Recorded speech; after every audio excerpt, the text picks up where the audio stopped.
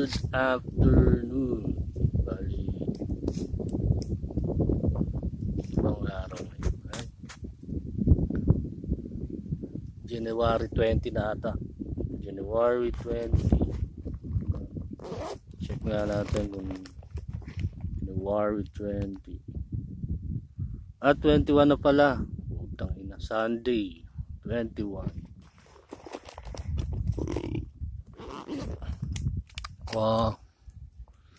Anong balita dyan? Kasi ano na sila yung anong hair to, hindi mo ayusin lang natin yung hair. So anong balita dyan ngayon? Kasi ano bang nababalita ngayon sa TV at radyo? Kasi daman natin yung mga ikot, tsaka damay yung mga tawag nito, yung kumbaga taranta, tulig na tulig, yung mga talagang nabubuang o ano ang nababalitaan nyo sa TV. Tanungin ko kayo.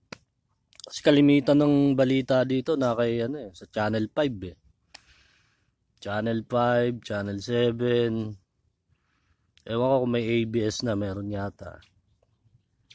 So anong balita diyan? Kasi nagpapakalat tayo sa ibang bansa ng link ng Anti-Cristo. So yun. Bida natin si Lightning, nando na. Bidang-bida na siya doon. So, siguro yung doon, sa mabanda yun, Italy. So, pinadalhan din natin yung Vatican. Vatican City. Tapang no? Vatican So, yung Vatican, Italy, so yung Italy, Rome, so yun. So hindi aware kayo doon kasi mostly mga Pilipino nasa Italy yata, kasi dito sa Cavite may mga kakilala ako dyan na yung mga kamag-anak nila nandun sa Italy. So malalaman yun doon. Kayo makakabalita doon, lalong-lalo na yung mga iglesia ni Balot, iglesia ni Batman. Mga pinapunta niya doon sa Vatican, doon sa... So, itong Italy pala ay nagbibigay ng sustento sa atin. So, nababalitaan ko lang to sa radyo, ano ba? Babalitaan ko lang to na nagbibigay ng sustento sa atin dito sa Philippines. So, yung mga donation o ewan ko paano. So, doon tayo nagpakalat. Ewan ko, sa iba't ibang bansa. Hindi ko alam kung anong mga bansa. So, meron sa Amerika, wherever, doon. Ano yung sasabihin ko? Madami. Mayroon pa. So bandang Spain, sa Portugal doon. Bandang Spanish, mga Spanish. So sa Brazil, yun, Brazil. Doon sila, magkakadikit sila doon. So meron pala akong mga doon sa Brazil, mga bloodline namin sa Brazil, kilala at may influensya doon sa Brazil. Mga journalist yun So kilala siya, nandun siya sa history ng mga malupit, ng mga na history lang, Salgado, mga Salgado doon. So yung mga Salgado pala mostly andito sa bandang Spain pala. Dami pala Salgado doon.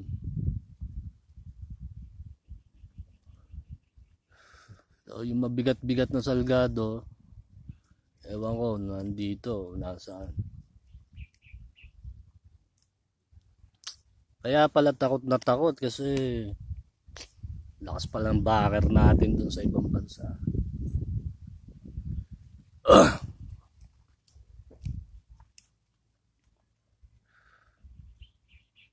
So, itong si yung mga nagmamagaling nating mga kababayan, ng mga mambuburaot, andun sila sa Spain. So, anong balita ngayon sa Channel 5 o Channel 7, sinabihan ko yung kakilala ko na contact doon sa Brazil. Sabihin na nandito ako, kailangan ko ng yosi, kailangan ko ng alak, kailangan ko ng ganyan. So, short na tayo.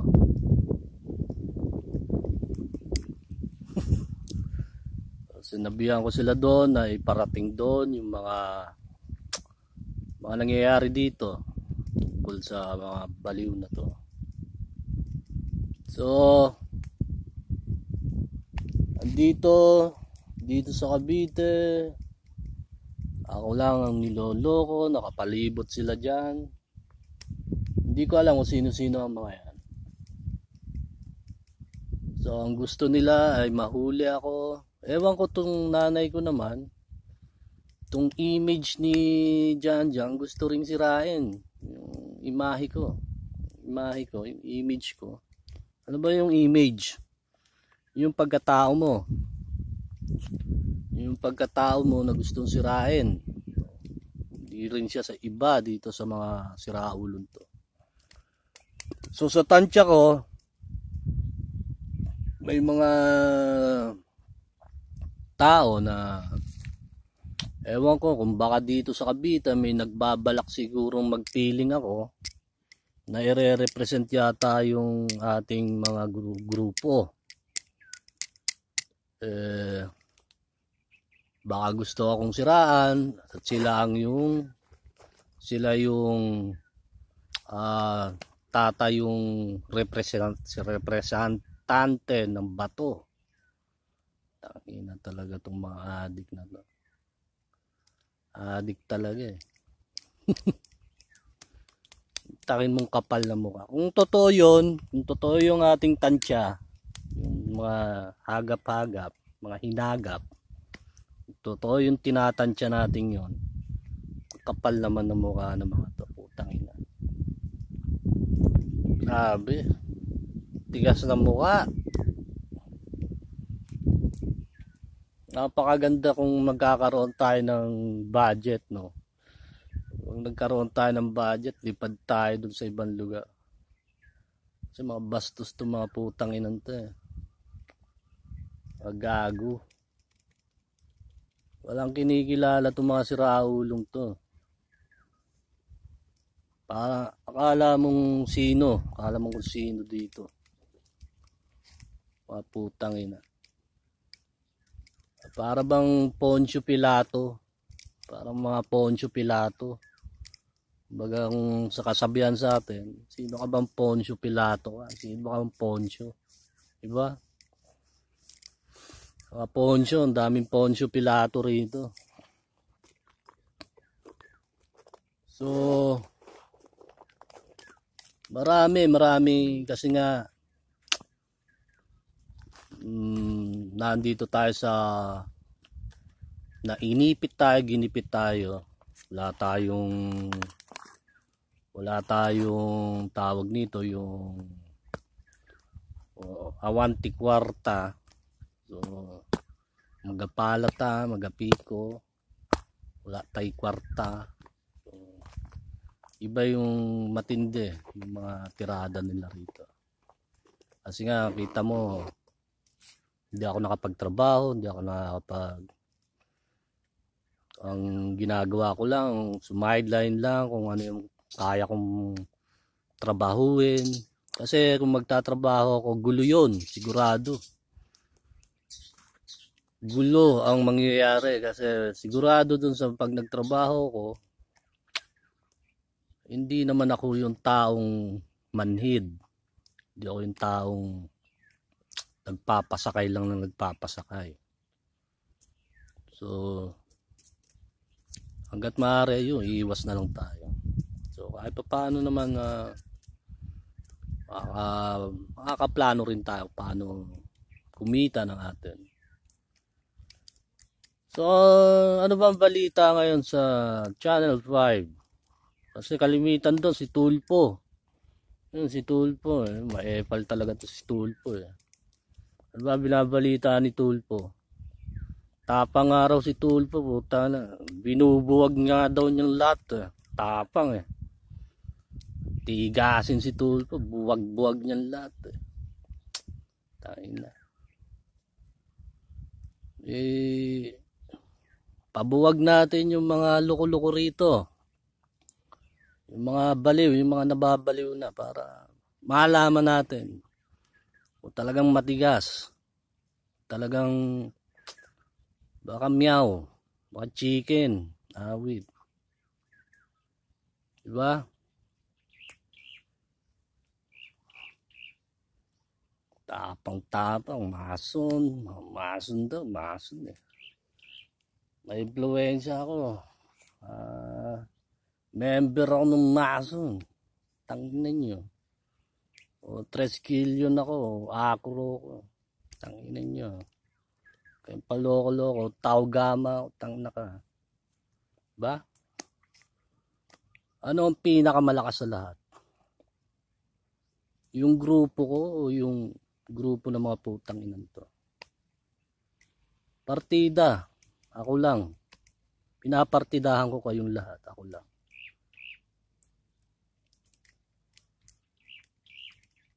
Diba?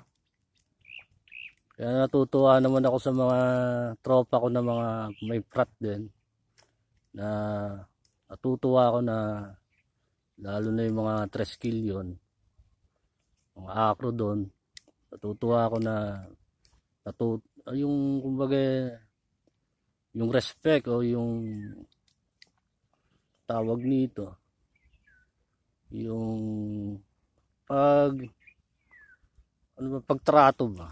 Yung mga pagtrato, ayos naman. Okay naman, good naman sila. Isa, humihingi ako ng tulong doon. Oy, pa-welding naman ako ganyan. Marami rin tayong tropang akro dito. Marami tayong tropang 3 kilyon dito. Saan? Mga tao. Doon, sa Quezon City. Ewan ko sino may hawak ng tao. Mga maso naman, yun. Mga tropa natin, mga generals doon. So, mauuto ko ba yon nung ako lang mag-isa? Kaya ko bang utuin yung mga yon? Ayaw ko bang bulahin ng mga yon ng laway-laway lang na siyempre kaya, di ba? Naboka-boka ko nga sila, natokis-tokis ko nga sila. Nauto ko na nga sila, di ba? Yan tayong kabigat, mambudol ng tao.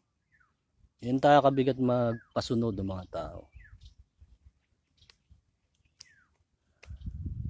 Di ko alam kung ano nangyari kasi dama ko na yung kumakalat ngayon sa ibang bansa. Dama kung paano ko nakikita ang mga tao. Ano ba ang balit? Kaya nga tinatanong ko kayo. Anong nababalitaan nyo sa radyo o TV? Kasi ako kahit hindi ko mabalitaan ng mga yan, sa reaksyon ng mga tao, doon ako bumabalita. Doon ako nakikibalita. Mga madaldal malalaman ko kung ano yung sabi nga ng Diyos. Kaya yung mga nakakaalam ng aral sa Biblia, mga karunungan sa Biblia, mababatid mo, malalaman mo ang haka-haka ng mga tao. Malalaman mo kung ano yung laman ng puso ng mga tao. So, anong nangyayari? What's happening? Anong nangyayari? What's happening na ba? So, kayo makakapagsabi niya kung totoo yung sinasabi ko. Kayo makakapagsalita niya kung ayos yung mga sinasabi ko dito.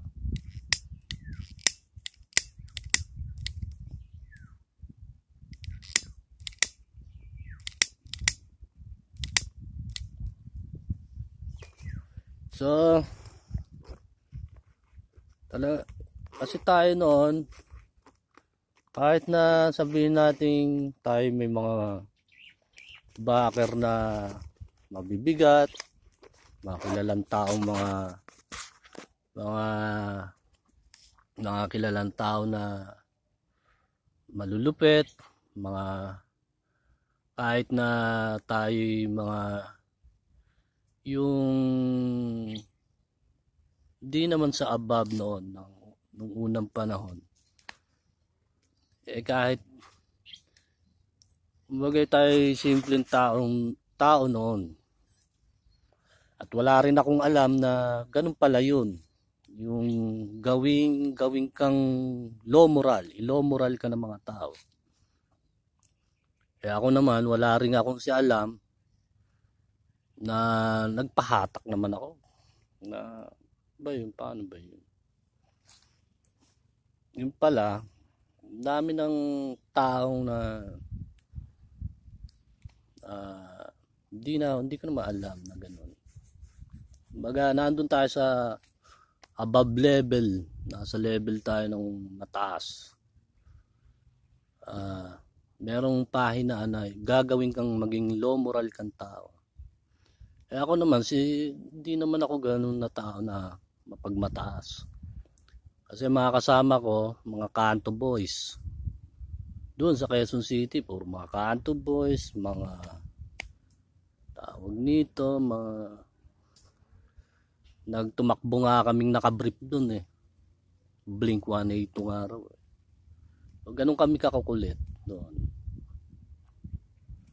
So, wala kaming pakialam doon na kahit anong marating ko. QC, nakaka-jamming ko na mga QC. Sino ba yun? Nakipag-wolfgangan ako doon. Kilala ako noon, mga QC. Sa mga taga Cebu. Kilalang kilala niyo yun.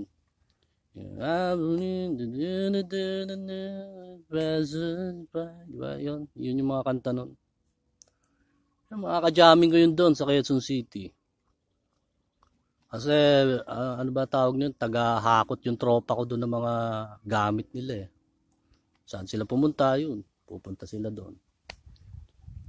So nag-iinuman sila doon. Tatawagin ko lang mga taga Cebu. Mga taga Cebu naman, di naman malayo sa akin mga taga Cebu kasi lolo ko taga Cebu. Mga kamag-anak ko sa Cebu. Sabi nga ng nanay ko, pangalawang pinakamayaman na probinsya ay Cebu. So, tibay-tibay pala ang Cebu. So, yung mga nag-down sa akin, hindi ko naman kayo, nahihiya kasi ako sa mga tropa ko na tawag nito na napakalaki ng inaasahan nila sa akin.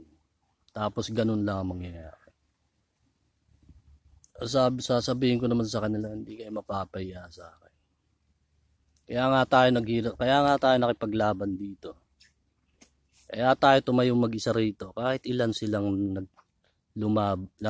ilan silang mga siraulo dyan. Hindi ko na inurungan. Kasi nga sabi ko nga, minsan lang tayo lalaban. Minsan lang tayo tatayo. Yung minsan na yon, mag-ingat-ingat sila. Minsan lang to So binigyan tayo ng chance na patunayan ang isang bagay sa buong mundo. Patunayan ang isang bagay na gustong patunayan ni Jan. So, ano ba? Eto na. Nakikita nyo na. So ang ginagawa na lang ng mga to ay para hulihin ako. So gagawa sila ng palabas dyan para patulang ko. Kaso lalayo nila eh. Ganda-ganda sana kung humamon sila sa akin, hamunin nila ako dito, ayos na rin yun. Ganda-ganda yun. So, ako na nagbibigay ng tips sa kanila.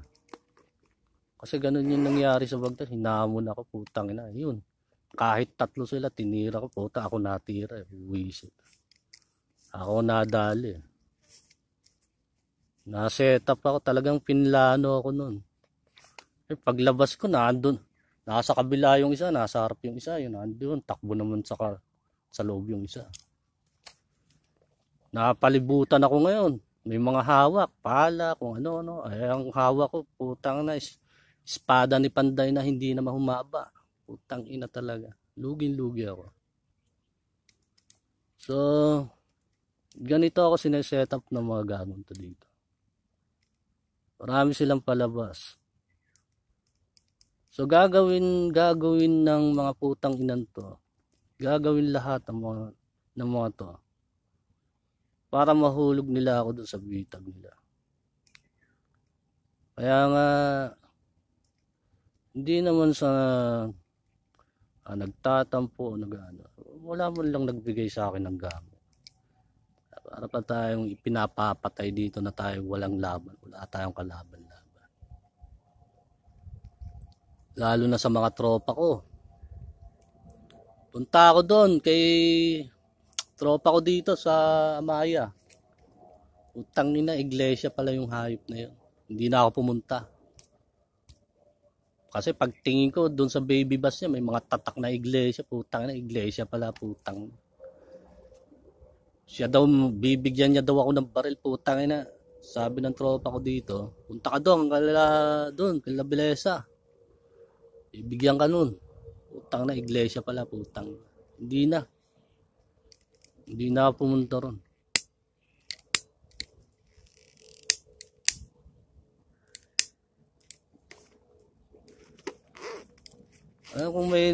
Kung meron lang talagang gamit akong sasabihin kong eto, medyo kahit papano makakatabla ako. Kahit papano makakalaban-laban ako. Yung ginagawa ng mga putang inan to, tulong-tulong sila. Dami. Pati mga bata maliliit, mga musmos. Kung paano nila ako tarantaduhin dito gamit yung satellite na yan. Ganun nila ako binabastos dito. So ako naman, nag-aabang lang din ako anong gagawin ng mga to.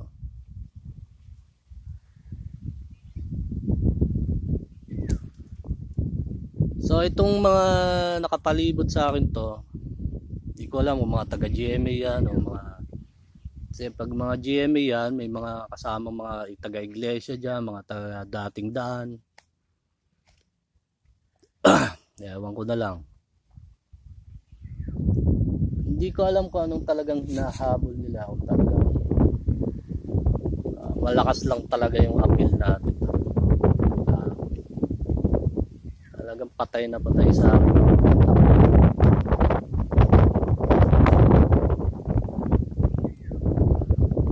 So, anong aral yung sinabi ko sa inyo na ikalat nyo, bakit ako nagkakalat ng mga link ng mga aral? Bakit ko ikinakalat yun? Bakit ko pinababasa yun sa mga tao? Kasi sabi nga ng Diyos, sabi ni Jesus, ibalita nyo, ipakalat nyo yung mga aral at darating ang wakas. Sa Mateo, hindi ko alam kung anong, wala akong alam sa masyado sa versikulo. Hindi ako magaling mag-memorize. Si Ellie, si Brad Ellie, o si Brad Pitt, magagaling mag-memorize ng Bible yun. Talo ko nun, tutang yun. Magagaling yun. Kahit tuldok alam nun, kahit yung kudlit-kudlit alam nun. Sobrang galing ng mga yon, putang ina. Kaya sa sobrang galing puta, hindi ko alam kung saan napasok yung mga putang na eh. Sobrang galing eh. May mga tuldok-tuldok, kudlit-kudlit, awit. Di ba? Sobrang galing eh. Tapos lahat ng Biblia nila may pili lang na Biblia. Kaya sa akin, lahat ng Biblia labas nyo. Lahat ng version. Tugma-tugma lahat yan. Walang tuldok, walang kudlit. Basta yun na yun. Papaliwanag ko sa'yo. Diba? Kung talagang nabasa nila ang Biblia, dapat sana alam nila yung kung ano yung totoo tungkol sa Diyos. Alam nila yung mga sinumpa na kautusan. Alam nila yung kautusan na mga bagong kautusan, na mga niluma niyang kautusan, mga tinanggal niya ng kautusan. Diba? Wala, napunta sa mga punto por punto, period kung period, kudlit kung kudlit. Ayun, hanggang sa napunta sila sa period. Period na lang yung utak nila. So, pinakalat natin yung mga aral para mabasa ng mga taga-ibang bansa. Hindi ko alam kung nangyayari na yung magsisitayuan na yung mga taga-ibang bansa. So nabalitaan ko kanina sa Israel. Kanina ko lang nabasa na ano ba? Hindi ko naman kasi masyadong malalim yung English eh. Loathing. Yung mabigat sa loob, loathing ba yun? Marami ng mga taga-Israel ang parang loathing, mabigat sa loob na hindi ko masyado naintindihan eh. Na sabi nila na si Jesus na paparating na daw na talaga. Pakatatanga. Kasi kahit noon pa nandito na si Jesus. Kahit nung unang panahon pa sa Pedro, nakahanda, naghuhukom na noong pang unang panahon. Naghihintay sila ng judgment day, naghihintay sila ng I shall return. Ang tagal na sila nandito. Matagal na si Jesus na nandito. Ang gagawin na lang ay ipakalat ang berbo. Pakakalatin mo ang berbo. Pagkakalat ng berbo, yun na yun. Yun ang revelation. Sino ang nakipag-away dun sa Revelation? Revelation 13, 19:13 pababa. At ang berbo siya ay tinawag na berbo ng Diyos. Ang bawat lumalabas sa ano ba tawag nito, sa kanyang bibig ay isang mga tabak. Diba?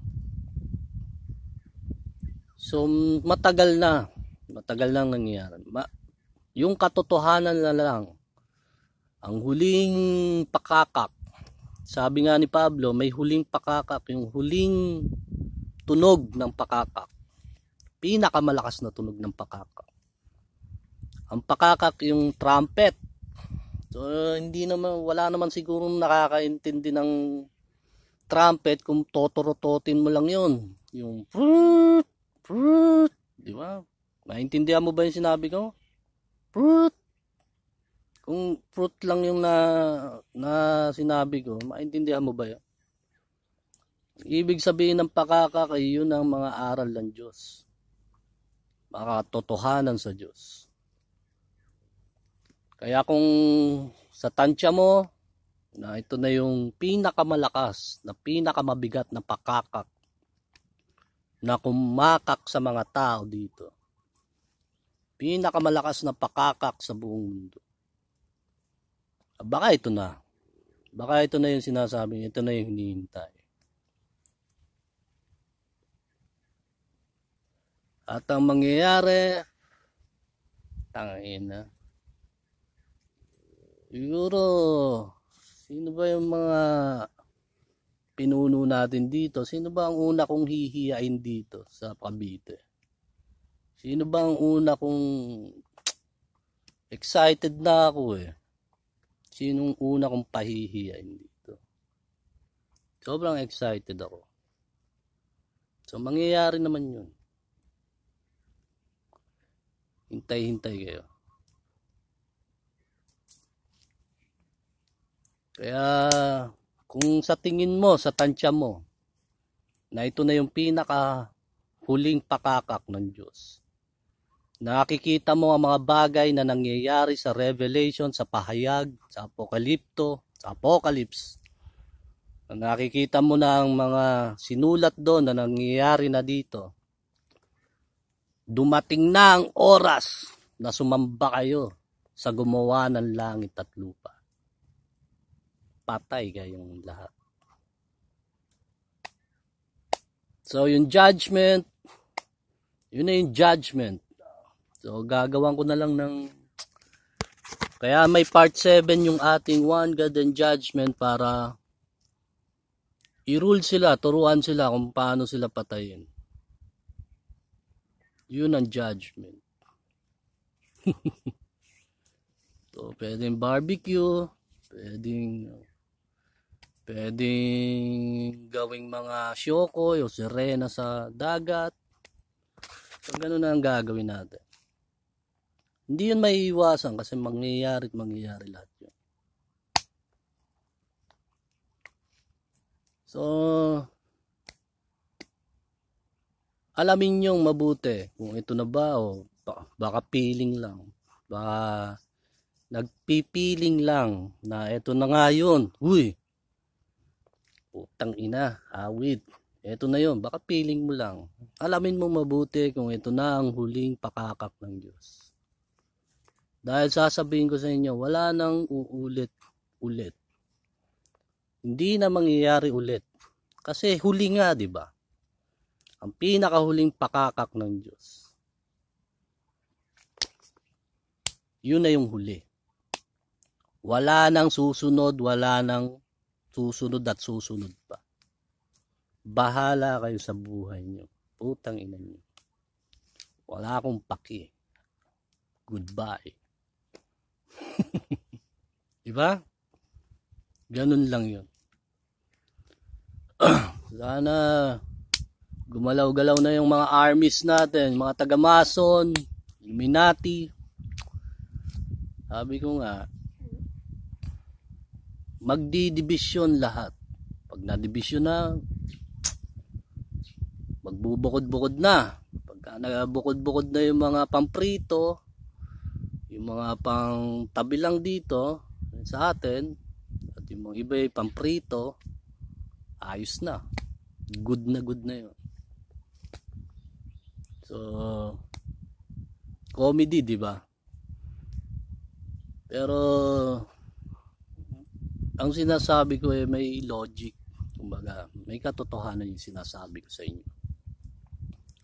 Ginagawa lang natin na medyo may twist para naman hindi masyado tayong parang hindi masyadong nakakatakot. Kasi pag ako nanakot, sasabihin ko sa inyo, baka manginig ka sa ihi o matai ka kung saan-saan. Mangyayari yon, susunod na yung sinasabi ko. Malapit-lapit na yon. Umpisa na lang ang kulang dito. So, 34 minutes. Okay, naantok ako eh. So, susunod na tayo mag talkies, boka-boka, takutan tayo, tapos